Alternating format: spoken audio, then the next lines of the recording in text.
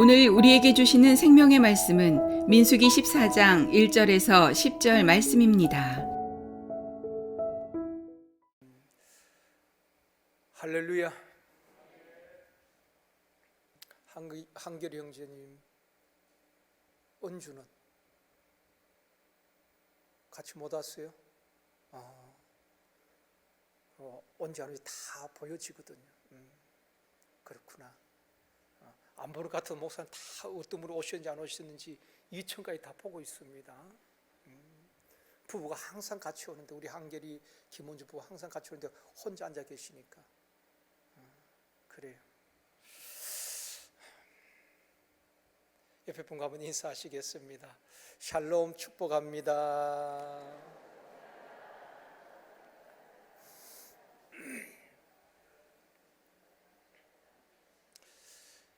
샬롬, 평안하세요.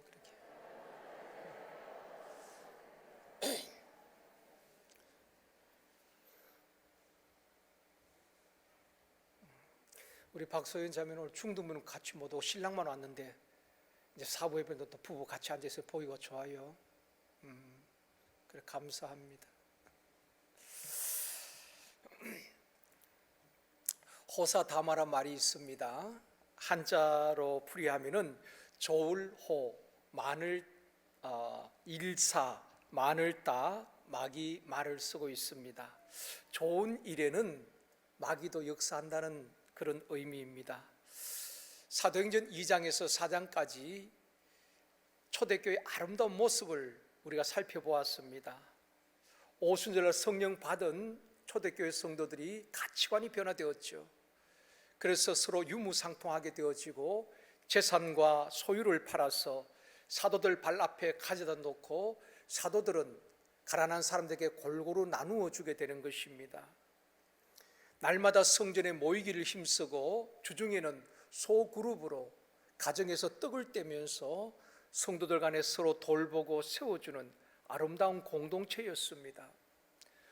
또 베드로와 사도들이 설교할 때에, 복음을 전할 때에 3,000명이 5,000명이 예수 믿게 되어지는 놀라운 일들이 일어났습니다. 그런 모습을 보면서 당시에 온 백성이 교회를 칭찬하고 믿는 성도들을 칭송하였습니다. 주께서 구원받는 무리를 날마다 더하게 하였다, 그렇게 말씀을 하고 있습니다. 이 모든 일들이 성령의 역사심으로 일어난 일들인 것입니다. 사람의 힘으로 된 것이 아니라 성령이 임재하시니까 이런 역사들이 일어났다는 것입니다.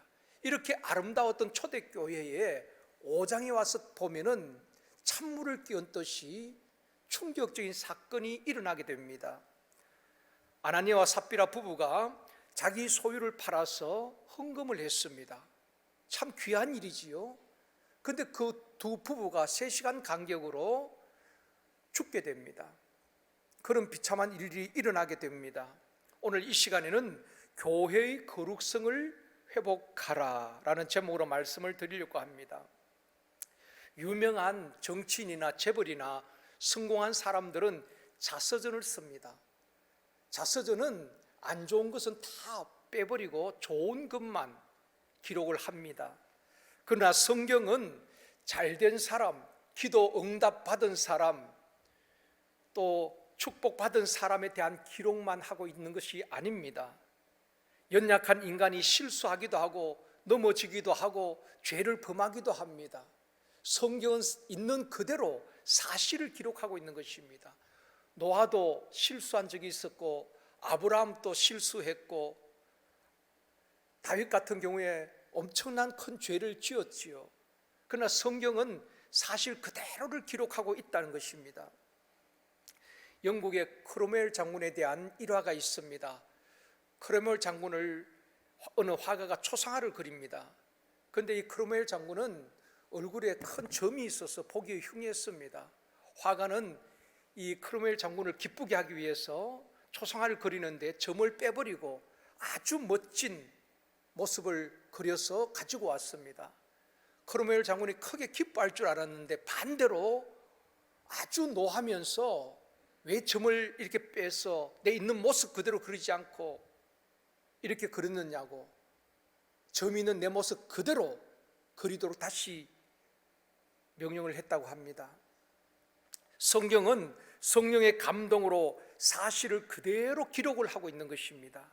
오늘 본문에도 보면은 이런 충격적인 사건을 기록하고 있는데, 이 기록을 통해서 우리에게 어떤 것을 교훈하고 무엇을 가르치기 위해서 이 말씀을 기록하고 있을까요? 첫 번째로 아나니아와 삽비라의 죄입니다. 아나니아와 삽비라가 소유를 팔아서 헌금을 했습니다.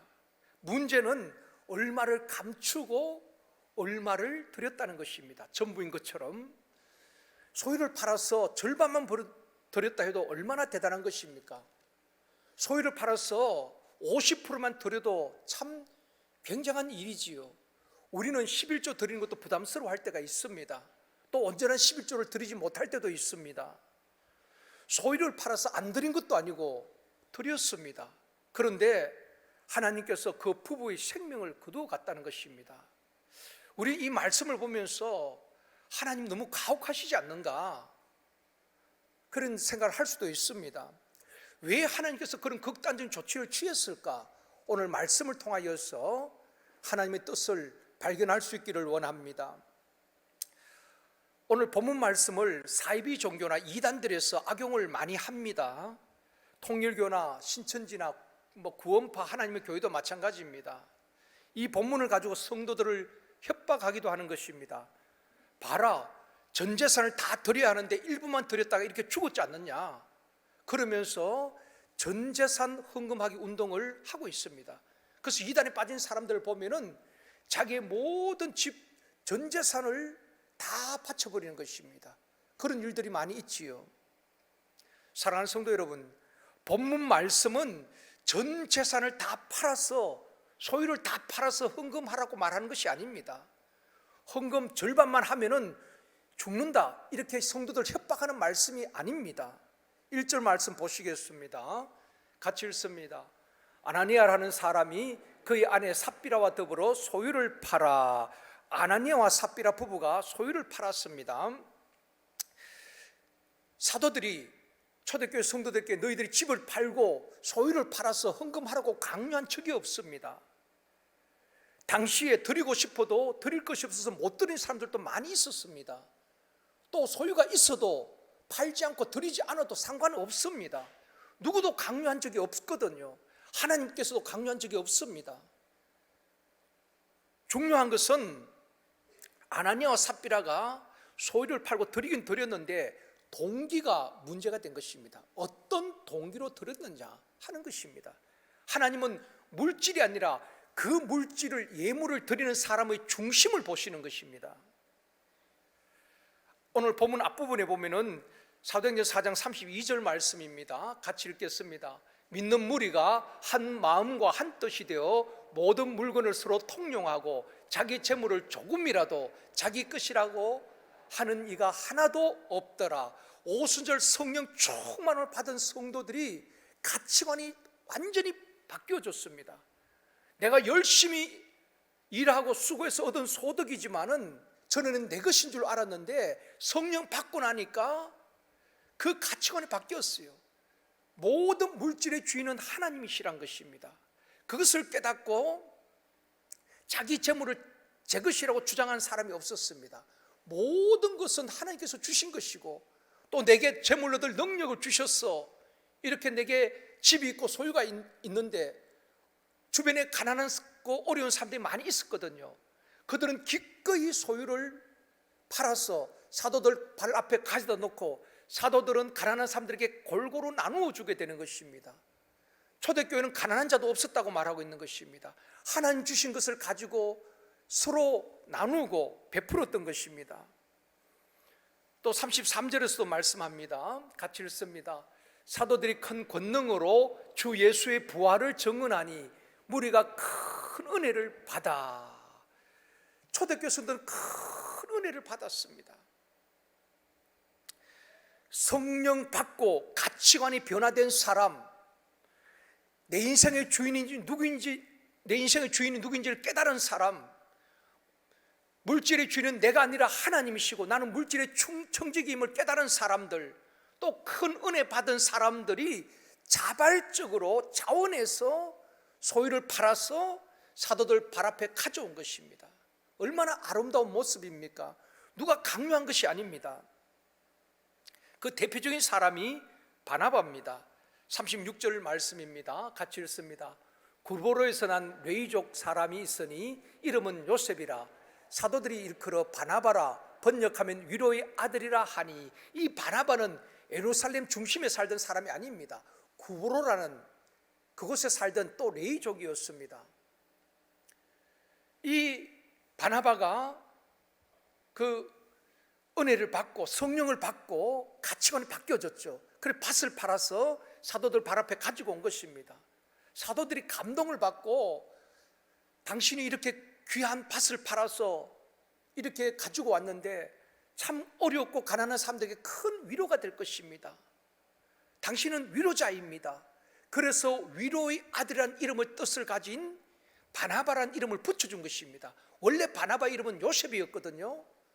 그런데 사도들이 당신은 참 위로자입니다, 위로의 아들이라는 이름으로 바나바라는 이름을 붙여준 것입니다. 별로 유명하지 않는 구보로 사람이 밭을 팔아 들였을 때에 사도들이 인정하고 칭찬하는 그 모습을 아나니아와 삽비라도 보았을 것입니다. 그걸 보고서 우리도 뭔가를 해야 되지 않겠는가, 우리도 사도들로부터 좀 인정을 받아야 되지 않겠는가, 그런 동기로 소유를 팔았습니다. 판까지는 좋았는데 그 다음이 문제인 것입니다. 2절입니다. 같이 읽습니다. 그 값에서 얼마를 감추매 그 아내도 알더라.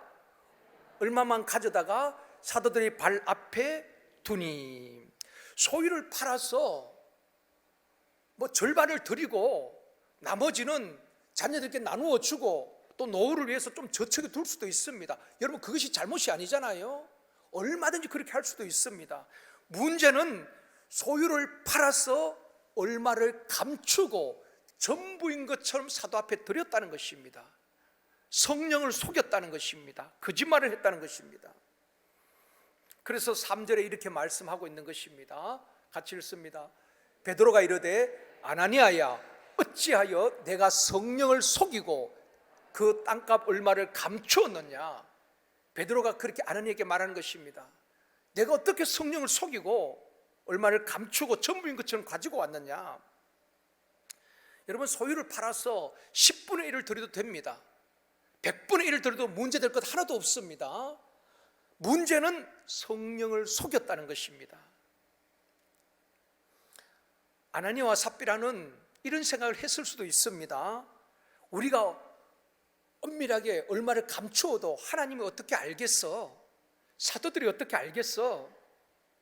그래서 우리가 소유를 파는 전부라고 이렇게 드려도 얼마나 그 귀한 일이야. 그런 마음으로 드렸을 것입니다. 이 아나니아와 삽비라는 하나님이 어떤 분인가를 정확히 몰랐던 것입니다. 여러분, 하나님이 어떤 분입니까?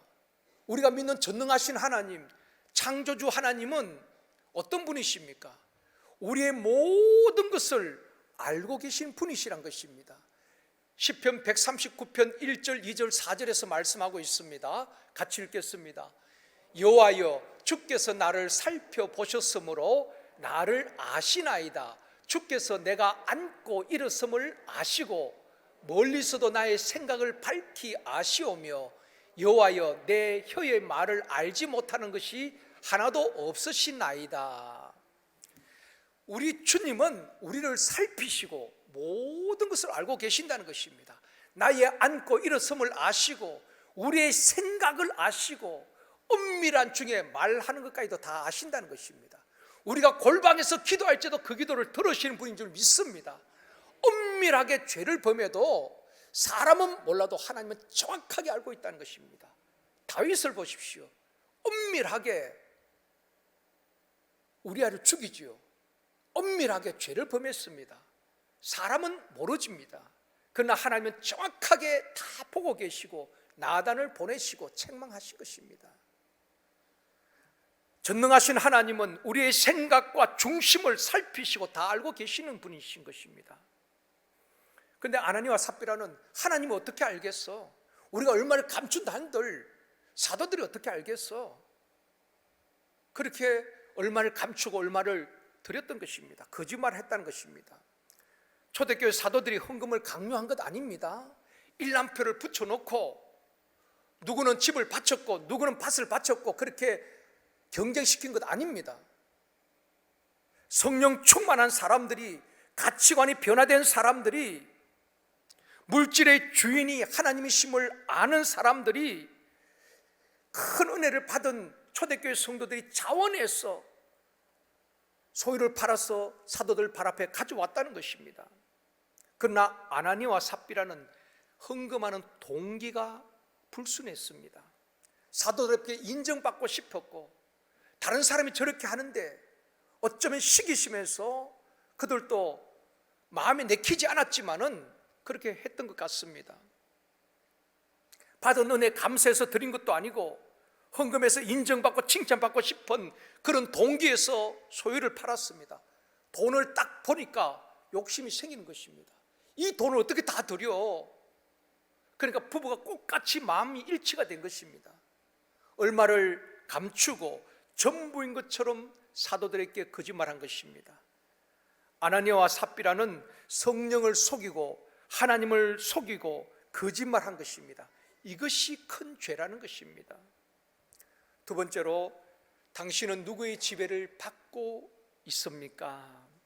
우리는 주변에서 일어나는 일들을 영적인 눈으로 볼 수 있어야 되는 것입니다. 영적인 관점에서 본다는 것은 무슨 일이든 배후 세력이 있는 것입니다. 여러분, 성경의 모든 사건에는 성령의 역사든지 마귀의 역사든지 배후 세력이 있다는 것입니다. 여러분, 창세기부터 한번 보십시오. 창세기 3장에 하와가 누구 유혹을 받습니까? 배후 세력이 누굽니까? 옛뱀, 사단, 마귀가 하와를 유혹하는 것입니다. 모든 사건 뒤에는 배후 세력이 있는 것입니다. 영적 눈을 가졌다는 것은 그 사건의 배후에 성령이 역사하는 건지 마귀가 역사하는 건지 그것을 간파하는 눈을 가졌다는 것입니다. 누가복음 4장 18절 말씀입니다. 같이 읽겠습니다. 주의 성령이 내게 임하셨으니 이는 가난한 자에게 복음을 전하게 하시려고 내게 기름을 부으시고 나를 보내사 포로된 자에게 자유를, 눈먼 자에게 다시 보게 함을 전파하며 눌린 자를 자유롭게 하고 눈먼 자에게 다시 보게 함을 전파한다. 여러분, 단순히 육신의 눈만을 말하는 것이 아닙니다. 영적 소경들이 있다는 것입니다. 영적 눈이 먼 자들을 다시 보게 한다는 것입니다. 성령이 임하면은 영적 눈이 열려지는 것입니다. 전에는 보이는 것만 볼 수 있었습니다. 이제는 모든 사건 뒤에 이것이 성령의 역사인지 마귀의 역사인지 배후에서 역사하는 영이 어떤 영인지 알 수 있는 영적 눈이 열려진다는 것입니다. 사랑하는 성도 여러분, 영적 눈이 열려서 성령의 역사인지 마귀의 역사인지 분별할 수 있는 영적 분별력이 있기를 주님의 이름으로 축원합니다. 영적 분별력이 있기 때문에 마귀에 속는 것입니다. 사업하는 분들도 마찬가지입니다. 이런 영적 분별력이 있어야 되는 것입니다. 정말 하나님이 붙여준 나를 돕는 자인지 사기꾼인지 분별하기 때문에 사기를 당하는 것 아니겠습니까? 사역도 마찬가지입니다. 우리 사역의 현장에 성령만 역사하는 것 아닙니다. 악한 영도 역사한다 이 말입니다. 그것을 분별할 수 있어야 되는 것입니다. 3절에서 말씀합니다. 같이 읽습니다. 베드로가 이르되 아나니아야 어찌하여 사단이 내 마음에 가득하여 내가 성령을 속이고 땅값 얼마를 감추었느냐. 성령 충만한 베드로가 정확하게 그 심령을 꿰뚫어 보고 있는 것입니다. 아나니아야 어찌하여 내 마음에 성령이 충만한 것이 아니라 내 마음에 마귀가 가득하였어. 사단이 가득하였어. 성령을 속이고 거짓말하고 땅값 얼마를 감추었느냐 책망을 합니다. 아나니아와 삽비라는 초대 예루살렘 교회의 성도였습니다. 그들 마음에 사단이 가득했다는 것입니다. 여러분, 교회 안에는 성령 충만한 사람만 모인 것이 아닙니다. 교회 안에도 예배 드리러 오는 성도들 가운데도 사단의 지배를 받고 있는 사람이 있다는 것입니다. 아나니아와 삽비라는 소유를 얼마나 팔았고 얼마를 헌금했느냐, 금액에 아무 상관이 없습니다. 사단이 그 마음에 가득하여서 성령을 속였다는 것입니다. 4절에도 말씀합니다. 같이 읽습니다. 땅이 그대로 있을 때에는 내 땅이 아니며 판 후에도 내 마음대로 할 수 없더냐, 어찌하여 이 일을 내 마음에 두었느냐, 사람에게 거짓말하는 것이 아니요 하나님께로다. 사람에게 거짓말하는 것이 아니라 하나님께 거짓말했다는 것입니다. 여러분, 마귀는 거짓말쟁이입니다. 요한복음 8장 44절에서 말씀합니다. 같이 읽습니다.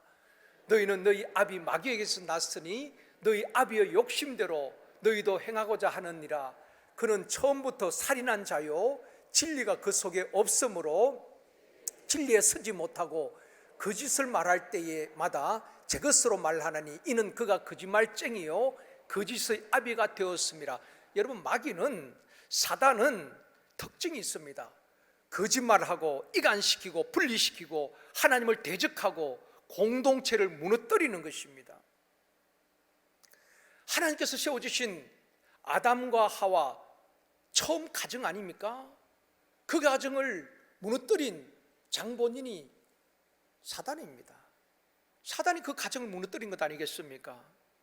마귀는 사람 속에 들어가서 거짓말하게 하고 이간시키고 분리시키고 하나님과 멀어지게 하고 가정 공동체를 무너뜨리고 또 교회 공동체를 무너뜨리는 것입니다. 지금도 마찬가지입니다. 교회의 문제는 사람의 문제 같지만 그 배후 세력이 있다는 것입니다. 가정에도 마찬가지입니다. 여러분, 부부 싸움을 하는 것 같아도 부부가 싸우는 것 같지만 그 배후 세력이 반드시 있습니다. 사단은 끊임없이 충동질하고 남편을 통해서 아내를 통하여서 하나 되지 못하게 하고 다투게 하고 분쟁하게 만들고 공동체를 파괴하는 것입니다. 그게 사단이 전문적으로 하는 것 아니겠습니까? 성경 뭐라고 말합니까? 성령이 하나 되게 하신 것을 힘써 지키라고 말하고 있는 것입니다.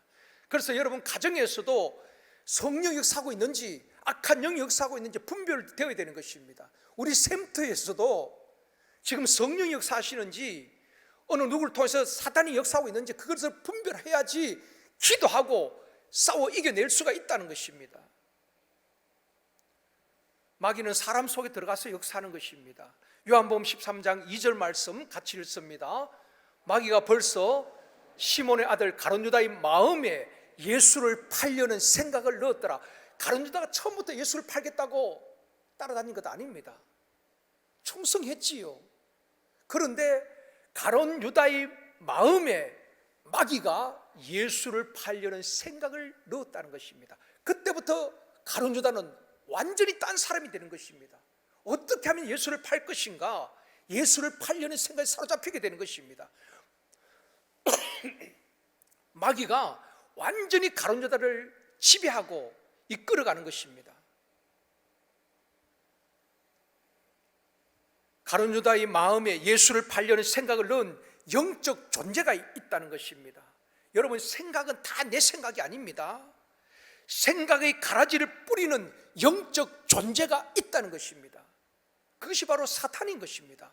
마귀인 것입니다. 우리 주님 비유에서 말씀하셨잖아요. 밤에 가라지를 뿌리는 원수가 있다는 것입니다. 마귀를 두고 한 이야기입니다. 우리의 생각에 가라지를 뿌리는 것입니다. 부정적인 생각, 미움의 생각, 악한 생각, 이 가라지를 뿌린다는 것입니다. 그러므로 우리가 마음을 잘 지키고 생각을 잘 지켜야 되는 것입니다. 무릇 지킬 만한 것보다 마음을 지키라. 생명의 근원이 이에서 남이라고 말씀하고 있는 것입니다. 여러분, 성령이 내 마음에 오시기를 마음문 열고 환영해야 되는 것입니다. 마귀가 우리 마음을 지배하지 못하도록, 내 생각을 다스리지 못하도록 지켜내야 되는 것입니다. 마음을 잘 지켜야 돼요. 아나니아와 삽비라의 마음에 사단이 가득하여 거짓말하게 되어지고 사도들을 속이고 성령을 속이고 하나님을 속이고 교회를 속이려고 한 것입니다. 그러나 성령 충만한 베드로, 영적 눈이 열린 베드로가 아나니아와 삽비라의 심령을 꿰뚫어 보고 있는 것입니다. 너는 성령을 속이고 하나님께 거짓말하였다. 내 마음에 사단이 가득하도다. 그렇게 책망을 하고 있는 것입니다. 가룟 유다나 아나니아와 삽비라뿐 아니라 마귀는 틈만 있으면은 저와 여러분도 예외가 아닙니다. 우리의 마음에 들어와서 자기가 주인이 되려고 합니다. 우리를 지배하려고 하는 것입니다. 그리고 생각의 가라지를 뿌리려고 한다는 것입니다. 그래서 갈라디아서 5장 17절에 보면은 이렇게 말씀하고 있습니다. 같이 읽습니다. 육체의 소욕은 성령을 거스리고 성령은 육체를 거스리나니 이 둘이 서로 대적함으로 너희가 원하는 것을 하지 못하게 하려 함이니라. 저와 여러분의 마음속에 두 마음이 있습니다. 성령을 따라 살고자 하는 성령의 소욕이 있습니다. 하나님의 말씀을 따라 살고 성령의 인도하심을 따라 살고 그런 성령의 소욕이 있고 또 육체의 소욕이 있다는 것입니다. 육체의 욕망을 따라 살려고 하고 육체의 정욕, 안목의 정욕, 이생의 자랑을 따라 살려고 하고 세상 풍속을 따라 살려고 하는 강한 육의 욕망이 우리 속에 다 있는 것입니다. 여러분 구원받았다고 성령 받았다고 성자가 되는 것 아닙니다. 우리 안에 음란한 생각도 있고 악한 생각도 있고 미움의 생각도 다 있습니다. 어느 소욕이 강하냐가 중요한 것입니다. 이 두 소욕이 서로 대적하여 싸운다고 말하고 있는 것입니다. 내가 성령으로 충만하고 성령의 소욕이 강하면은 육체의 정욕, 안목의 정욕, 이생의 자랑이 있어도 다스립니다. 절제시킵니다. 그러면서 성령이 나를 이끌어가는 것입니다. 이런 사람을 성령의 사람이라고 말하는 것입니다. 그래서 우리가 성령 충만함을 받아야 될 이유가 여기에 있는 것입니다. 육체의 소욕을 다스리고 하나님의 뜻을 따라 성령의 소욕을 따라 성령의 열매를 맺는 삶을 살기 위해서 성령 충만함을 받아야 되는 것입니다. 여러분, 우리가 성령 받아도 충만하지 못하고 육체의 소욕이 강하면은 내 삶을 육체의 소욕이 이끌고 가는 것입니다. 육이 나를 이끌고 간다 이 말입니다. 여러분 육체의 소욕이 얼마나 강한지 모릅니다. 우리 다 육체의 욕심도 있어요. 이 두 가지 소욕이 끊임없이 우리 속에서 싸우고 있다는 것입니다. 서로 대적하고 있다는 것입니다. 우리 모두가 성령으로 충만하고 성령의 소욕으로 충만하여서 육체의 모든 욕심과 소욕을 절제하고 다스리고 성령의 소욕을 따라 살아갈 수 있는 성령의 사람이 되어지길 주님의 이름으로 축원합니다. 사랑하는 성도 여러분, 마귀에게 생각과 마음을 빼앗겨서 이간시키고 분리시키고 거짓말하고 대적하는 육체의 소욕을 따라 사는 인생이 아니라 성령으로 충만하고 성령 인도하심을 따라서 성령의 풍성한 열매를 맺는 성령의 사람이 되어지기를 주님의 이름으로 축원합니다. 세 번째로 교회의 거룩성을 회복하라. 아나니아와 삽비라가 소유를 팔아서 얼마를 감추었지만 또 얼마를 다 드렸습니다.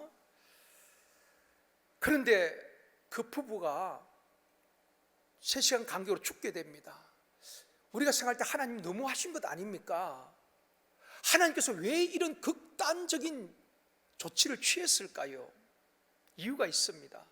그 이후에 헌금을 거짓말한 사람도 있을 것이고 헌금을 삥땅한 사람들도 많이 있었겠죠. 다 죽지 않았습니다. 만약에 하나님께서 아나니아와 삽비라를 다루듯이 우리를 다룬다면은 이 자리에 앉아 계실 분이 몇 분이 되겠습니까? 왜 초대교회에 이런 끔찍한 일이 일어났는가? 하나님께서는 그 성령 충만하고 은혜 충만한 그 초대 예루살렘 교회의 거룩성을 지키기 위해서 하나의 본보기로 극단적인 조치를 취한 것입니다. 여러분, 교회가 무엇입니까? 사람이 모이면 교회입니까? 또 십자가 걸음 놓으면 교회입니까? 아닙니다.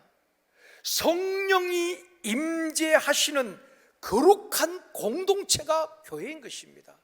그래서 여러분, 성경에 보면은 너희는 성령이 거하는 전인 줄 알지 못하느냐. 우리가 성전입니다. 우리 안에 성령이 거하기 때문에 우리가 성전이에요. 그래서 여러분, 우리가 몸도 마음도 깨끗이 해야 될 이유가 거기에 있는 것입니다. 내 안에 성령이 계시기 때문에. 내 안에 온갖 욕심과 미움과 원망과 시기와 악한 생각, 더러운 생각으로 가득 차 있다면 거룩한 성령 우리 안에 충만히 임재할 수가 없는 것입니다. 깨끗한 심령 위에 성령께서 임하시고 거룩한 영이 임하시고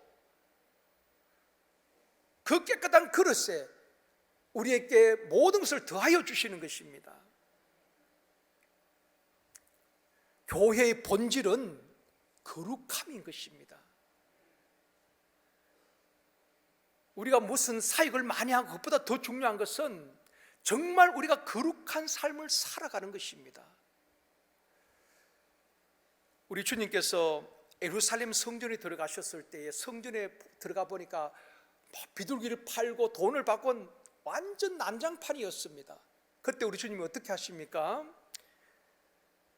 성전 안에서 매매하는 자들 다 내어 쫓습니다. 돈 바꾸는 자의 상과 비둘기 파는 자의 의자를 다 둘러 엎어버립니다. 그리고 주님께서 뭐라고 말합니까? 내 집은 기도하는 집인데 너희들이 강도의 소굴로 만들었도다. 엄하게 책망하셨습니다. 무엇을 말합니까? 교회는 거룩한 곳입니다. 신령한 공동체입니다. 기도하는 집입니다. 근데 완전히 장사하는 곳으로 만들어버렸다는 것입니다. 주님이 쫓아내고 뒤집어 엎은 것은 교회의 거룩성을 회복하라는 메시지를 주신 것입니다. 교회의 생명 거룩함입니다. 여러분, 구약의 레위기를 보십시오.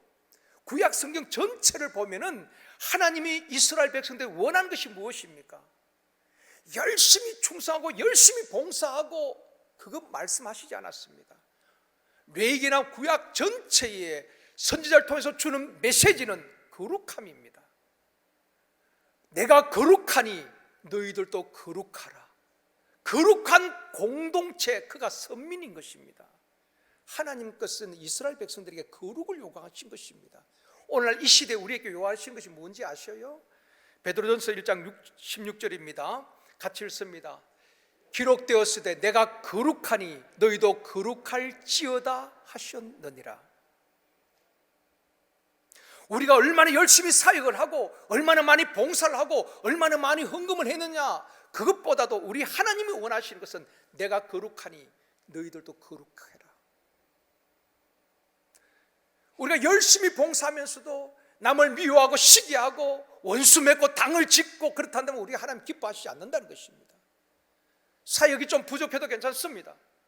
정말 주님을 닮아 거룩한 삶을 살아갈 때에 먼저 그의 나라와 의를 구할 때 이 모든 것을 더하여 주시는 것입니다. 그럴 때 성령을 부어주시는 것입니다. 여러분, 자녀들에게 아이들이 배가 고파하는데 그릇을 씻지 않았습니다. 아침에 그냥 개수되어 있는 그 그릇에다가 아이들가 배고파하니까 그냥 대충 헹궈가지고 거기에다 밥을 담아주고 반찬을 담아주고 부모가 있겠습니까?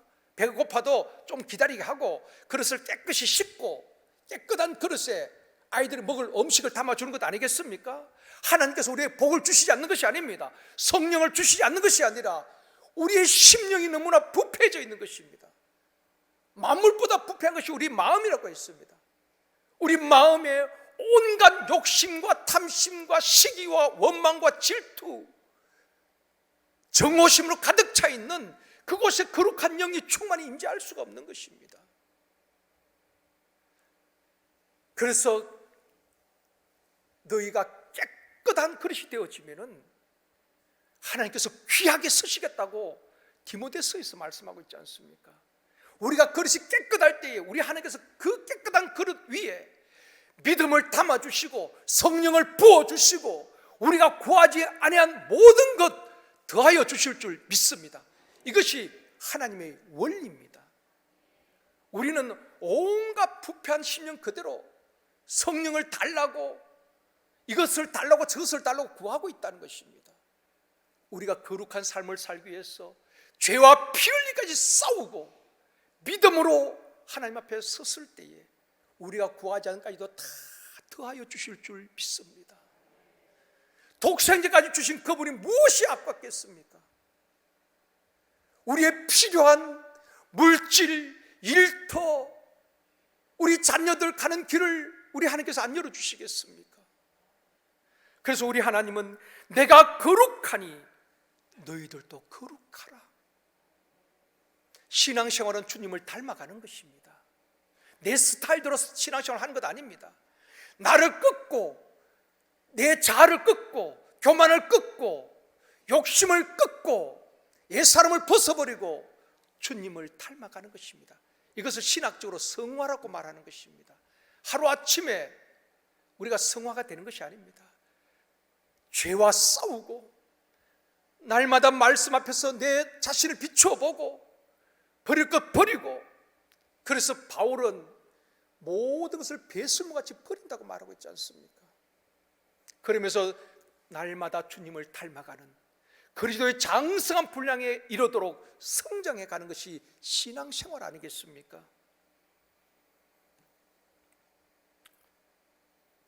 그러면 어떻게 해야 거룩한 삶을 살아갈 수가 있겠습니까? 날마다 성령의 지배를 받아야 되는 것입니다. 사단의 지배를 받는 것이 아니라, 사단이 우리 마음에 가득한 것이 아니라, 그러면 100% 사단이 원하는 대로 조종당할 수밖에 없는 것입니다. 성령의 지배를 받아야 되는 것입니다. 날마다 성령님 내 마음의 주인이 되어 주십시오. 오늘도 성령이 나를 인도하여 주시옵소서. 성령의 지혜를 주시옵소서. 성령님은 완전한 분이십니다. 실수가 없는 분입니다. 그분의 통치를 받을 때에 판단력이 생기고 통찰력이 생기고 영적 분별력이 생기는 것입니다.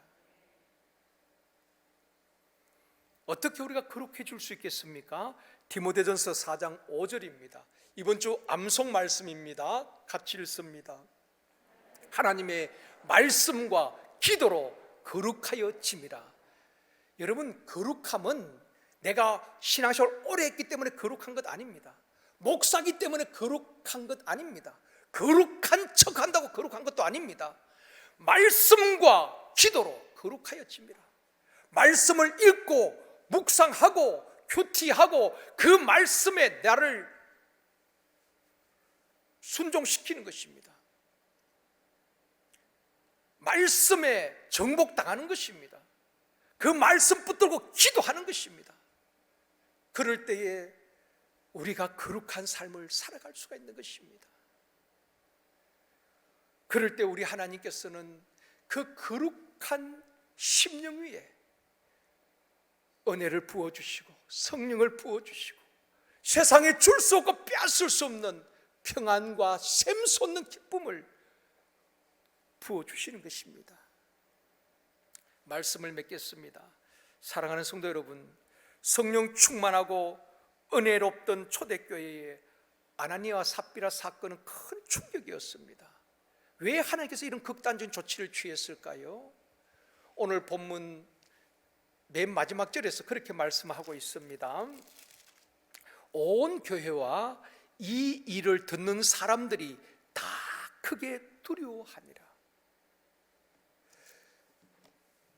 그 아나니아와 삽비라가 죽는 그 모습을 보면서 죄에 대한 두려움, 성령에 대한 두려움이 생기게 된 것입니다. 거짓말을 해서는 안 되겠구나. 성령을 속여서는 안 되겠구나. 사람은 속일 수 있지만 하나님은 속일 수가 없구나. 백성들이 두려워하면서 하나님을 더 경외하게 되는 것입니다. 정신을 차리게 된 것입니다. 교회가 위축되었나요? 아닙니다. 교회는 더 놀랍게 부흥되는 역사가 일어나게 된 것입니다. 사랑하는 성도 여러분, 하나님께서 이런 극단적인 조치를 취한 것은 그 은혜로운 초대교회에 사단이 역사하지 못하도록 하나님께서 차단을 시키고 극단적인 조치를 취한 것입니다.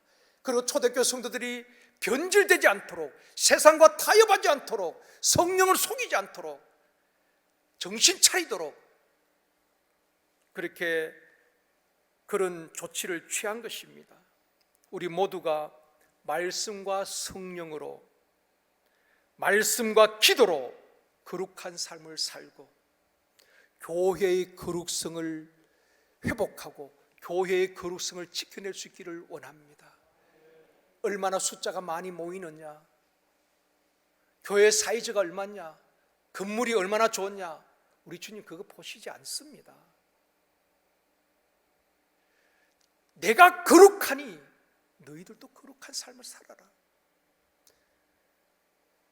주님께서 원하시는 것은 그것입니다.